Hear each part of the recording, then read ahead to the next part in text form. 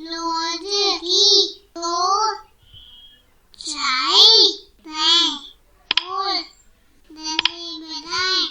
Hello दोस्तों, आज हम मिलकर एक कविता गाने वाले हैं जिसका नाम है फूलों पर मंडराती है और इसे लिखा है हरजीत निषाद जी ने। तो आइए अब हम मिलकर देखते हैं कि फूलों पर कौन मंडराता है। फूलों पर तो तितली भी मंडराती है। क्या ये तितली ही है? चलिए देखते हैं अपनी कविता गाकर। तो जैसा मैं बोलूं वैसा आप बोलना और जैसा मैं करूं वैसा आप करना। तो शुरू करते हैं। फूलों पर मंडराती है, फूलों पर मंडराती है, उनसे रस लेकर आती है, उनसे रस लेकर आती है, अपने छत्ते पर जाकर, अपने छत्ते पर जाकर मधुमक्खी शहद बनाती है, मधुमक्खी शहद बनाती है।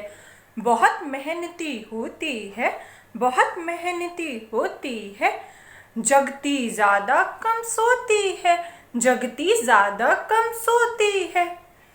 रानी मक्खी जैसा कहती, रानी मक्खी जैसा कहती, वैसा कर खुश होती है, वैसा कर खुश होती है। शहद बहुत मीठा होता है, शहद बहुत मीठा होता है, करता दूर बीमारी है, करता दूर बीमारी है। इनसे सीखो मेहनत करना, इनसे सीखो मेहनत करना, मधुमक्खी दोस्त हमारी है, मधुमक्खी दोस्त हमारी है। फूलों पर मंडराती है, फूलों पर मंडराती है, वहां से रस ला करके, उनसे रस ला करके अपने छत्ते पर जाकर, अपने छत्ते पर जाकर मधुमक्खी शहद बनाती है, मधुमक्खी शहद बनाती है। तो मधुमक्खी जो है वो मंडरा रही थी फूलों पर। दोस्तों, हमने कविता में देखा कि जो मधुमक्खी है वो फूलों पर मंडरा रही थी, उड़कर ऐसे ऐसे भिन भिन कर कर मंडरा रही थी। तो क्या आपको याद है कि हमने जाना था कि जो जानवर उड़ सकते हैं वो पक्षी होते हैं। जो उड़ सकते हैं और जो अंडे देते हैं वो जानवर पक्षी होते हैं। पर जो मधुमक्खी है वो उड़ती भी है और अंडे भी देती है, लेकिन वो पक्षी नहीं है। ऐसा क्यों? आइए मैं आपको बताती हूँ कि मधुमक्खी अंडे भी देती है और उड़ती भी है, पर वो पक्षी क्यों नहीं है। आइए हम मिलकर जानते हैं। तो क्या आप यहाँ कहीं फूलों के आसपास मंडराती हुई मधुमक्खी देख पा रहे हैं? जो अब जाकर एक फूल पर बैठ गई है, पीले रंग के फूल पर। आइए उस मधुमक्खी को ज़रा करीब से देखते हैं। तो ये रही वो मधुमक्खी। ध्यान से देखिए इस मधुमक्खी को जो उड़ रही है और गौर करें ज़रा इसके पंखों पर। इसके जो पंख हैं दोनों तरफ हैं, एक उस तरफ एक इस तरफ। पक्षियों के भी होते हैं और इसके पंख पे कितनी सुंदर लाइंस भी हैं ना, तितली के भी होती है ऐसे। अगर हम इसके पंखों को अलग कर दें तो क्या होगा? देखिए अलग हो गए, नीचे कुछ भी नहीं है। वो उड़ेगी कैसे?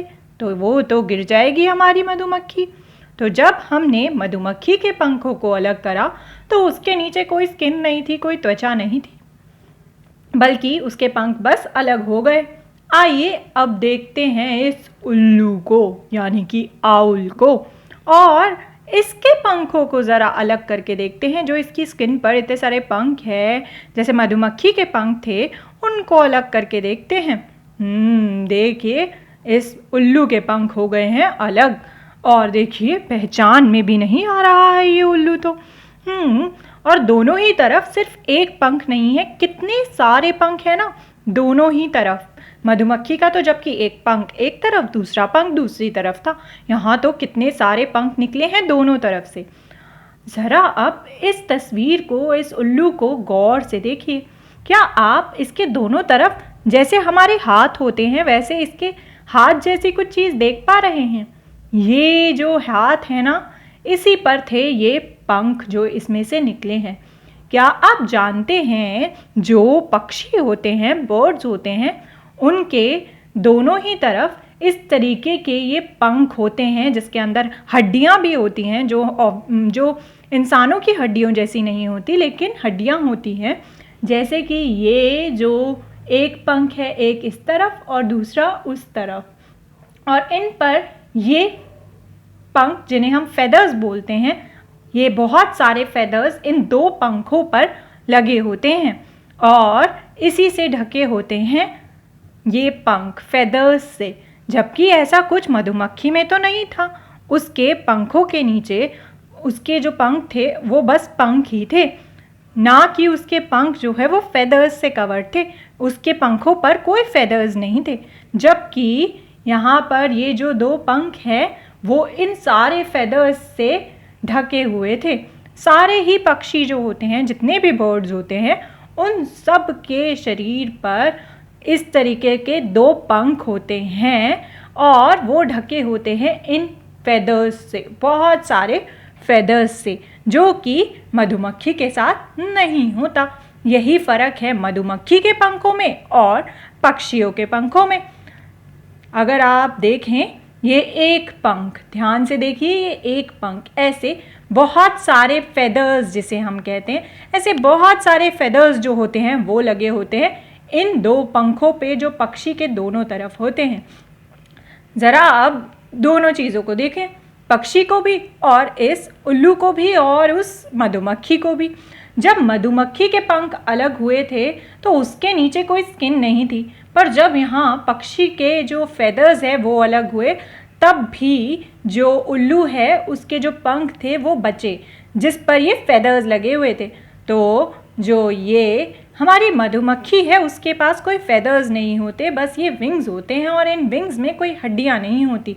जबकि जो उल्लू है उसके जो पंख होते हैं उसमें हड्डियाँ भी होती हैं और उसके ऊपर ये बहुत सारे फेदर्स लगे होते हैं।